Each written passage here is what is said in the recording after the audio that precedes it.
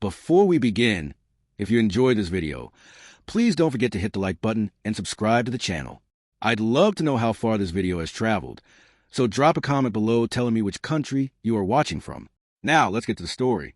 Night had fallen quickly over the small town of Millbrook, as it always did in late autumn.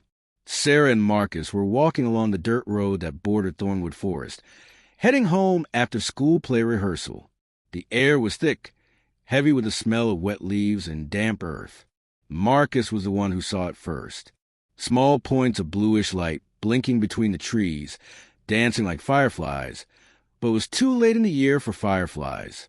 The lights moved with a strange intentionality, as if they were calling to them. "Are you seeing this?" Marcus whispered, stopping in the middle of the road. His breath formed small clouds in the cold air. Sarah squinted, watching the curious lights. She had always been more pragmatic of the two, the one who looked for rational explanations. They're probably just reflections, or maybe someone with flashlights. But even as she said it, she knew she was wrong. The lights had something supernatural about them, a quality that defied logic. They pulsed gently, changing from blue to green, then to an ethereal purple, and they were definitely moving toward them. "Let's take a quick look," Marcus suggested, his eyes shining with that reckless curiosity that always got him into trouble. "Just 5 minutes. I bet there's a perfectly normal explanation." Sarah hesitated. Every fiber of her being screamed that it was a bad idea. Thornwood Forest had a reputation in town. Stories of hikers who got lost, of strange sounds at night, of things seen between the trees that shouldn't exist. The elders avoided talking about it, changing the subject whenever anyone mentioned it. But Marcus was already moving toward the tree line, drawn to the lights like a moth to a flame. And Sarah wasn't going to let him go alone. They entered the forest together, dry leaves crackling under their feet. The trees closed around them like living walls, blocking out the faint moonlight. But the mysterious lights provided their own illumination, a ghostly glow that made everything surreal. "Marcus, this is crazy," Sarah murmured, but kept following. The lights always seemed to be just a few meters away, always just out of reach, always pulling them deeper. Time seemed to behave strangely there. Sarah checked her phone. No signal, of course, but the clock seemed to be working irregularly, the minutes passing too fast or too slow. She couldn't tell which. "Do you hear that?" Marcus stopped abruptly, making Sarah collide with his back. She listened. Beyond the wind and the leaves and the occasional creaking of branches, there was something else, a distant melody, almost at the edge of hearing. It wasn't exactly words, but something her brain tried to interpret as music. It was beautiful and terribly sad at the same time. The lights pulsed more intensely, as if responding to music. They began to multiply. What had been 5 or 6 were now dozens, forming a luminous path through the ancient trees. "Maybe we should go back," Sarah said, finally finding her voice. "This is getting too weird." Marcus turned to her, and Sarah was surprised to see tears in his eyes. "Don't you feel it? It's like something is calling me, like I belong here." That scared Sarah more than anything. Marcus was changed. There was something different in his gaze, a distance that wasn't there before. "Marcus, stop. You're not thinking straight." She grabbed his arm, but he gently pulled away. "Just a little more," he pleaded. "I need to know what they are." The forest suddenly opened into a clearing that Sarah was certain shouldn't be there. In the center, there was a circle of ancient stones, covered in moss and engraved with symbols that seemed to glow with their own light. The lights, now hundreds of them, swirled above the circle in intricate patterns, like a miniature galaxy. "My God," Marcus breathed, walking toward the circle as if in a trance.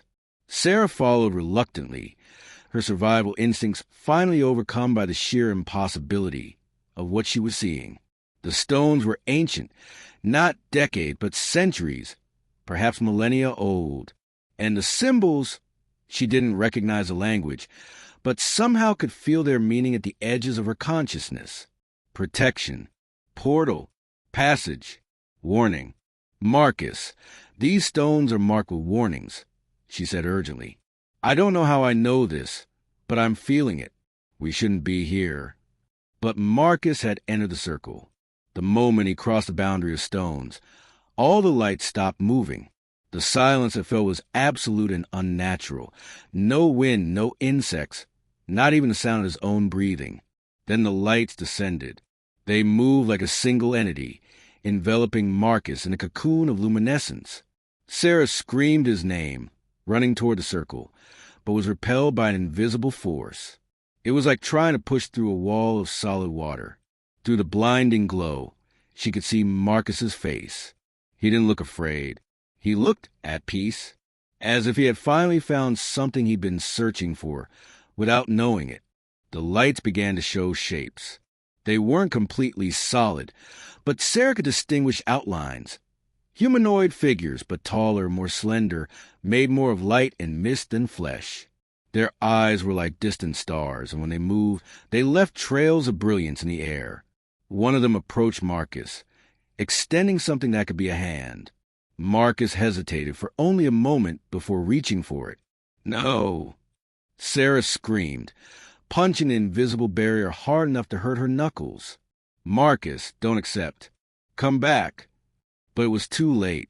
The moment Marcus touched the light figure, something changed fundamentally. Sarah could feel it in the air, as if reality had torn slightly and then stitched back together in a slightly different way. Marcus began to glow too, not intensely like the creatures, but a soft golden halo that emanated from his skin. He looked at his own hands in wonder, turning them, watching the light flow through his veins like a second circulatory system. Then he looked at Sarah, and she didn't completely recognize the person looking back. It was still Marcus, same face, same brown eyes, same crooked smile, but there was something more there now, something ancient and vast looking through him. Sarah, he said, and his voice echoed strangely, as if multiple voices spoke in unison. You need to see this. It's indescribable. They're showing me things. Other worlds. Other existences. Everything is connected, Sarah. Everything is light and consciousness and dash. Stop. Sarah interrupted, tears streaming down her face. You're scaring me. This isn't you talking. Marcus's expression softened. For a moment, he looked like the boy she'd known since third grade. I'm still me. Just more. They don't want to hurt. They want to share. They want us to see. One of the light creatures turned to Sarah. Even through the barrier, she could feel its gaze, heavy with ancient intelligence and curiosity. She wanted to back away, run screaming to the forest, but her feet were stuck to the ground. The creature moved toward the edge of the circle, and the barrier began to weaken. Sarah realized with growing horror that she was being invited to enter, and part of her, a small but growing part, wanted to accept, wanted to know what Marcus was experiencing, wanted to understand the mysteries these creatures obviously guarded. But the larger part, the part that was still thinking clearly, remembered all the cautionary tales she'd ever heard, about fairies and elves who stole people to their realms, about lights that led travelers to their doom, about those who returned from supernatural encounters, changed in ways that made them strange to those they loved. Marcus, she said firmly, wiping away tears, I need you to come back. Now, your brother is waiting for you at home. Your mom will worry. You have the chess tournament on Friday. You have a life, Marcus, a real life. For a moment, she saw uncertainty cross his face. The lights around him pulsed, as if sensing his hesitation. The creatures moved closer, not threateningly, but urgently, as if they were running out of time. They say I can come back, Marcus said slowly, but it won't be the same. Once you see, you can't unsee it. You can't go back to being ignorant.